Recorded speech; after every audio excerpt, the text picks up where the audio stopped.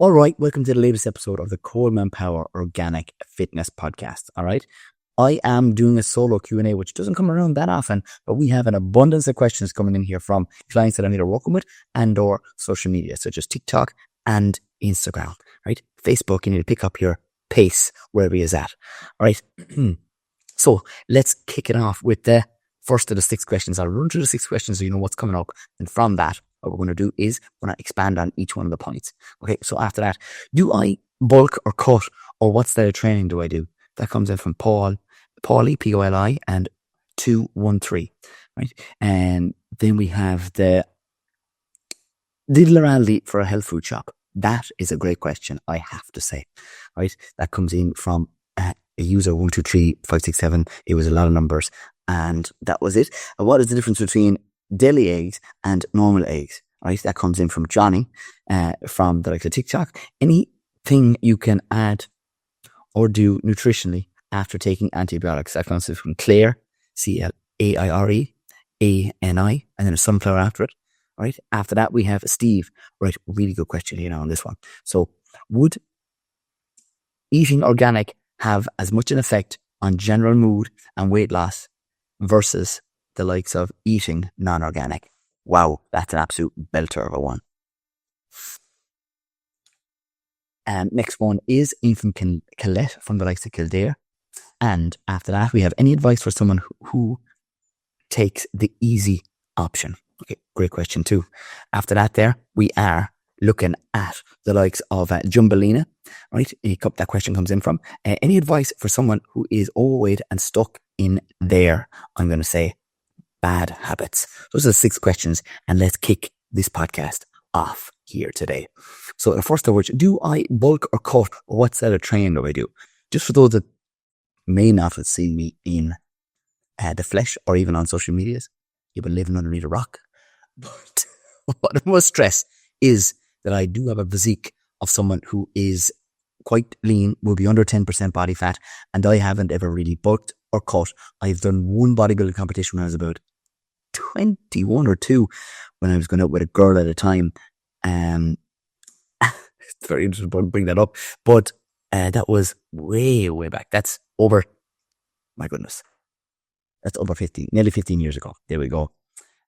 So as a result of that, what I've done through my training career and starting it and getting serious out when I was probably 16, starting to do sit-ups, starting to do push-ups was the first thing I started to do. And after that, I really went on to, I'm going to say, gym style training, maybe hypertrophy, lifting some weights, 8 to 10 rep range. And following that, I was in between it, being traveling to Australia. I was doing a lot of Joe Wicks training, which is just body weight exercises. I had a bag. For those you can see, that's a bag right there. It has traveled around with me through, God, I'd love to know how many countries. Definitely close to 12 different countries. Thailand, Australia, a couple of different places in America. We've been to Iceland, obviously been to the UK. I'm going to label Ireland. We've been to Africa with that bag. And there's a couple of other different countries just off the top of my head. Quickly, and loads of places in Europe. So after that, do I bulk, and have I ever bulked or cut it? Not specifically. At different times of the year, my body fat might increase.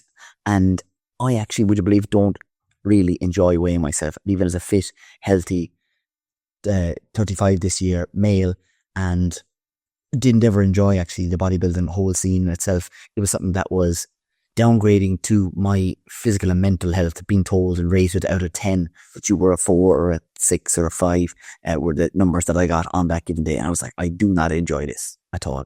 I would rather, suppose, and I work with my clients in doing the same way, know how I want to say overall health is by how well I feel, energy levels, as well as how well my clothes fit me. So those are 3 different indications, and maybe photographs as well. I would actually know. And that's something that I really do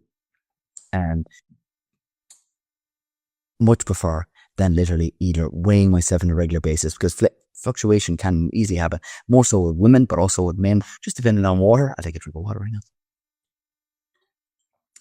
Water and lukewarm water at this stage. And after that, we are going in with Chinese spices in that too, just for aiding in digestion, fennel, cinnamon, and a couple others in between. So that's kind of been my style ever since. I did a lot of training in gyms, being a personal trainer. From that, I again then went and lent towards, I'm going to say, more home workouts, and that's the majority of my training. That's literally batched off that now at home. It just seems to be easier for me because I do a lot of traveling, and it's not that I don't ever go to the gym, but the majority of the time is at home. And now I've incorporated a little more cardio. I'm training a lot for a cycle, a biggest cycle event. I did one last year, and that was cycling the length of Ireland all the way from Donegal all the way down to West Cork. So there's cardio in between. I don't specifically like to do a lot of cardio. I actually much prefer to lift weights for 20 minutes and get that done. For the most part, my nutrition is definitely on point because I'm going to tell you, this does not change. You cannot out-train a bad diet. So the key thing is, if you're looking to either lose weight or improve your health, it starts with what you're having for breakfast, for lunch, and for dinner. That will not change. And that's been it. I live a physical lifestyle. I'm quite active, and must stress to you that's really important, and it's easy, or not, I'm going to say simple, for me to, I suppose, be leaner because I get typically more steps than others who sit in an office for a high percentage of the day. And I chose that job, and at the start I was making less than no money. Okay, so I was minusing money and funding it into polytons, glass houses, seeds, and everything else, and different after that. After that, we'll move on to the next set of questions, and I really enjoy this one. Little or Aldi for a healthy food shop. Okay. After that, the idea is Little or Aldi, you can actually get both of those an unbelievable amount of healthy foods in them, from yogurts to fruits to vegetables. I'm going to say then to cuts of meat, and a high percentage of them can be organic. Okay, but the first thing you must do is literally have a shopping list, because going or when you go shopping, not to go in literally hungry. So both of those are relatively comparable. There is a lot of cheeses that I would even eat on occasion, a regular basis from there. Not everything I eat is organic, but a high percentage is. And it's when I am eating more dairy, and I change up my diet a little bit between dairy and non-dairy yogurts, but for the most part, they would be organic mostly. There's a Glenlick yogurt that you typically can't get in those stores, but you can more so get them in the likes of Super Values and Duns and Tesco's. So I tend to drift in between for getting some of the food items. I like to get my meats, if I can, from, I'm going to say, farmers, but I typically travel the country and call into family members and stop into, I'm going to say, the likes of any of those stores, and you can pick up organic mince for relatively decent price, and then I just know that's something that's fed with the likes of organic produce, as well as it doesn't, and harsh chemicals are not used on that particular farm, such as glyphosate. Okay, so that's really, really important to know. After that, there's just somebody coming in here, and I'm just going to definitely touch on that. I massively respect you. That comes from Who Knows Who. How about that on a lovely recording day in itself. After that, the next set of questions, and questions number 3 is, what's the difference between deli eggs and normal healthy eggs? Right, that comes in from Johnny. So Johnny, that's a great question. Typically the deli eggs, some of them can be from outside of Ireland, because we literally have a system that isn't in alignment with actually our health. Okay, and that I mean that from eggs, I mean that to chicken, and some that lean into some of the food that are given to, and in that new system of the kids' lunches that is shipped in from Vietnam. Chicken from Vietnam. And let's get back to the likes of the eggs. So the eggs, you can't swear, depending on the deli, where you're getting the eggs from. But when you get things from, I'm going to say, a free-range farmer or an organic farmer, or an organic, a logo is on the packaging, let's stick to A's, you know then that these animals are going to literally be given food that is non-genetically modified. Okay, then they're also going to know that they're free roaming, which means they have higher omega-3. Higher omega-3 means it's going to give anti-inflammatory properties to you, which is beneficial to speed up muscle recovery, I'm going to say improving your insulin resistance, and better for the likes of your gut health and skin health, because they're linked.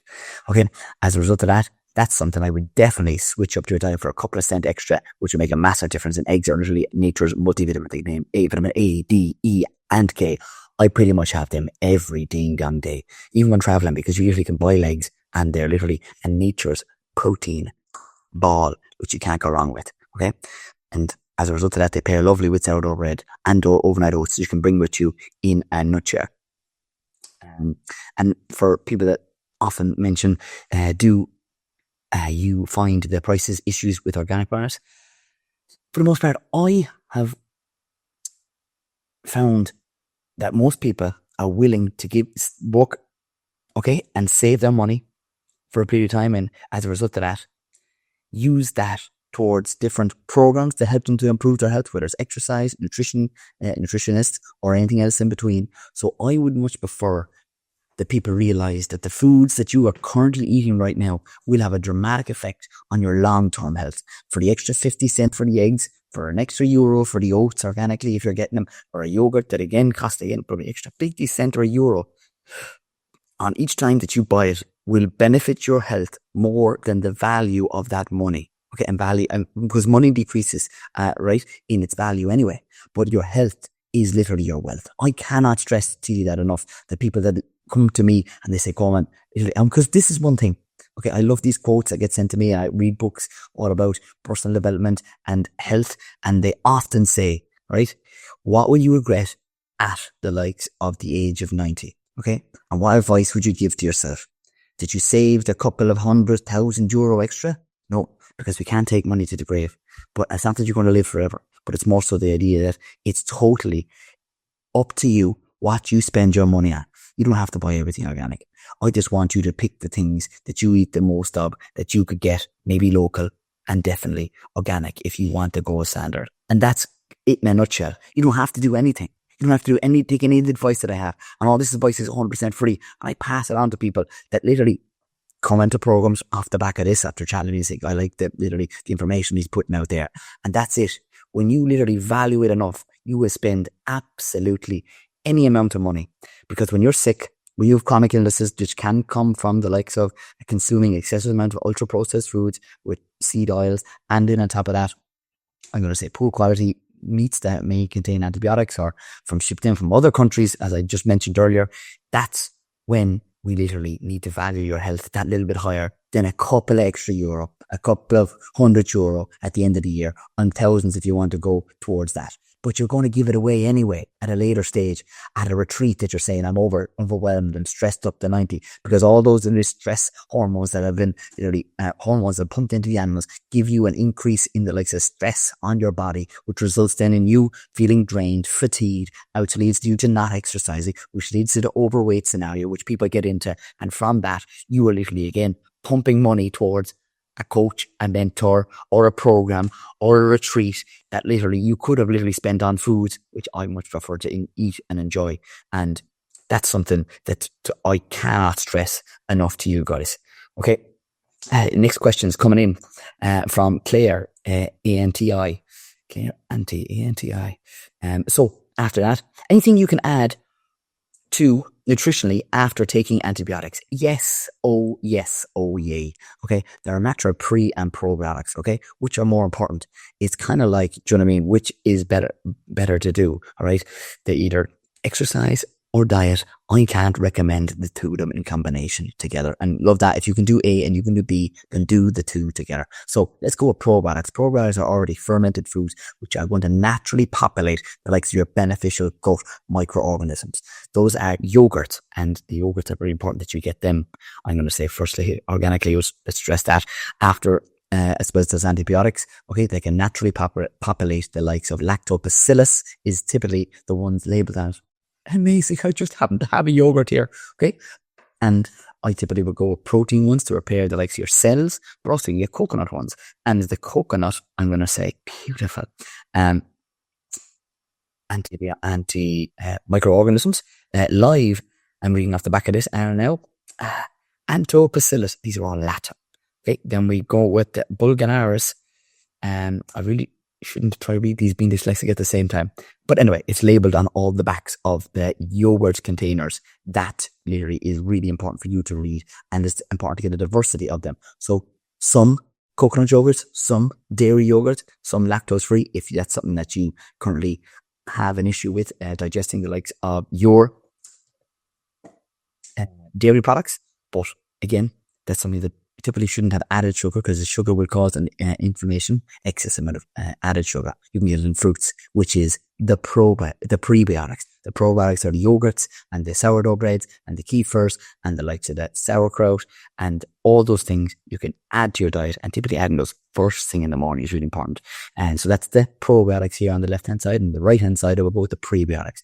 Prebiotics are all different, I'm going to say fruits and vegetables, but your top three I'm going to name out here now are onions, garlics and leeks. And if you can get Jerusalem artichokes into your diet, that's probably the top one. Jerusalem artichokes and yacon. Okay, I've written about those in the likes of my book. They're really easy growing in Ireland, and the two of them don't get blight, and there's something there high in a type of fiber called inulin. Inulin feeds your beneficial gut bacteria. So if you're eating the probiotics and you're eating the likes of the prebiotics, which is the onions, garlic, leeks, Jerusalem artichokes and yacon, but 5 in total. I name 5 on this side, name 5 on that side. From that's literally going to give you the best bang for your buck to, I'm going to say, gain the advantage of this, of where you're currently at now after taking those antibiotics in itself. Okay, so that's really, really important. Exercise also naturally increases increases the amount of beneficial gut bacteria in the likes of your gut. And sometimes people often do say that it's hard to get rid of the likes of the Jerusalem artichokes that are planted in the likes of your garden. And isn't that a good complaint? That you have an abundance of a vegetable that you can't literally kill, and it seems to come up every year, even without planting. I would call that a major success in itself. And there's something that are lovely roasted. I like some people are air frying them. I like to keep it very simple. You can actually slice them up and put pink Himalayan salt, or I'm going to say either kelp, which is a type of seaweed, which is really good for iodine, which is good for your thyroid function, into the oven. Take it out 15-20 minutes later. You literally have Jerusalem artichoke chips. I really want them right now after mentioning that. Okay, Steve, on to the next question. Absolute belter. All right. Next one is, would eating organic have as much effect on general mood and weight loss goals versus eating non-organic? What a question we have on our hands here. Okay, so as a result of that, eating healthy will make an improvement on your current health. Of course, if you're eating ultra-processed foods and on top of that have low energy levels, because those ultra-processed food items are something that don't literally fulfill your body's needs. You'll actually be overeating and you'll be undernourished. So you'll be getting an abundance of vitamins and minerals, even if you're eating non-organic foods. If you want to excel, if you want to do literally the best you possibly can, which I just, as a person who is a simple man, I'm like, if I can do literally a multitask as much as I possibly can, and getting in foods, and getting the best type of foods for a couple extra euros, I am all over this to, I'm going to say, gain advantage of everything that I do to the max. So you will definitely gain advantage from eating different fruits, vegetables, meats, eggs, you name it, even if they're non-organic. But you will get a further advantage with, I'm going to say, something that doesn't contain harsh chemicals, doesn't contain any antibiotics, and is not only beneficial for you, it's also beneficial for the environment. That's something that's really close to my heart, because I work with soil and know how important it is. I've studied horticulture. I have a master's degree in organic horticulture in particular, and done commercial growing for 10 years, and know literally the benefits of literally either working with the land or touching it and looking after it. Because again, we're only here for a short period of time, and that's, I suppose, the main advantage. You definitely would feel more benefits and increase serotonin and dopamine, especially if you were growing it and touching your hands off the soil, which also improves the likes of your happy hormones, in on top of just eating healthy alone. So you can get, this is it. You can be starting off on ground level, being unhealthy and not eating healthy food choices or ultra processed food. And you can get to, let's call it level 2. But if you want to be top of the leaderboard, you want the best foods, which most people do, and people who have kids, they want the best for them. They're literally trying to get them organic yogurts. They're trying to literally feed them the best thing they possibly can for the upbringing that they wish they literally had when they were younger. It's the gold standard, and that's the difference. Okay, it's food at an all-time A grade, and if you want the best, just literally do your best, and that's all I ever ask people. And that's, I suppose, a great question by Steve. Couldn't have thought of it better for itself. After that, we have Colette from the likes of Kildare. Any advice for someone who takes the easy option? And I already know from the likes of the interactions Colette has had with the page, it's someone who is struggling, and the idea is you can and need to make. I'm going to really combine these together. We have Colette and we have Jumbelina. Any advice for someone who is overweight and stuck in their unhealthy habits? Okay, both of these are people that are looking for a healthier lifestyle, and that's exactly what you are going to need to do. Because if you don't literally make it a lifestyle, then you will fall back into the routine that you're currently doing. You need to write down your perfect day, right? Write down what time you get up at, what kind of food you have for breakfast, what kind of food you have for lunch, and what you have for dinner. And include, I'm going to say, a food item that I necessarily wouldn't, I'm going to say, recommend, but that you enjoy and can get at the end of the day, whatever that might be for you, whether it's I'm going to say a piece of chocolate or a bar or an item that you go, I cannot wait, and I'm going to literally get to the end of the day, I'm going to have that after my dinner, and that's me literally the gold reward. And it's not depriving yourself, because if you go into, I'm going to say full, I was nearly going to say keto mode, full karate mode in cold turkey, in going from 1 to 100, that's where there's going to be failure. And the idea is there's going to be stumbling blocks all along the way. And what you need to do is literally take it step by step. And what's really important for anybody who, I'm going to say, taking the easy options, is having an accountability partner, right? If I could pair up Colette and Jumbelina together, or Steve, or anyone else as Johnny or Paulie, that 1, 2, 3, 2, 1, all together, it's something that would literally be a game changer. And why I put people into group settings, because some people think that they're the only people struggling with weight loss. Some people think they're the only individuals with kids or that do this and that have that and that can't get to sleep, or that are going through the perimenopause or the full menopause in itself. And we all have struggles, and when you share a problem, it's something that is really, really important. And once you do that, all right, there's, I'm going to say, a team effort. And I love that quote. If you want to go fast, go alone. But if you want to go far, go together. All right. And the accountability partner is something that is really, I'm going to say, beneficial to you if you can get it and do it with either a friend, a family member, a group of people. And that's why I loved playing sports. I still play sports at 35 this year. And because there's that accountability. I've got to be training on a Tuesday. I've got to be training on a Wednesday, and there's going to be a game at the weekend. You don't have to play sports to literally gain the advantage of that. You train on a Monday morning with a group online or in person. You do the same on a Tuesday, take the day off Wednesday, or do one day, then Friday, and take the weekend off. And literally that's you knocking out 3 sessions that are 20 minutes, that are body weight, that literally will help you to literally be the best and the happiest and the healthiest version of yourself, because you're in control of what we do on a regular basis. And the more you literally do that literally benefits you, the better you will become. And people who are literally eating healthier are going to be happier, because your gut and your brain are connected to the vagus nerve. And when you start to do that, you will see the magic happen. You will see after literally a 24 or 40-hour period, you're beneficial. You will feel better. Your beneficial gut bacteria produce that serotonin and the dopamine, which will go from your stomach all the way to your brain. After 7 days, your clothes will be fitting you better. And when you literally get up in the morning, you'll be like, yes, I have this. I'm doing this. Right. And I see the difference. And when you start to literally track it and you put those ticks on the board when you're working out, when you're eating healthy, and you physically see that that's absolutely fine. But remember, of course, we'll fall off the track and we'll fall hard, and that's okay, because one bad day doesn't take away from all the beneficial, I'm going to say, healthy exercises that you've done. And the best thing you can do, and often, right, the hardest, is starting. But the key thing is, you can't really see the benefits of something you do not do. So you have to start, and start somewhere. Start wherever you're at. Don't have to, and remember this point, I love quotes, right? Comparing your chapter 1 to someone else's chapter 10 is not something that you literally want or ever need to do. Because when you do that, you take away the joy of what you have. You are somebody that is mobile, okay? Hopefully that we each have 2 hands and 2 legs, and we are literally grateful for those. Because there's people that don't. I work with people that are Down syndrome and can barely walk. And the idea is, when we literally see those individuals and we go, Jesus, I'm not on a great day right now.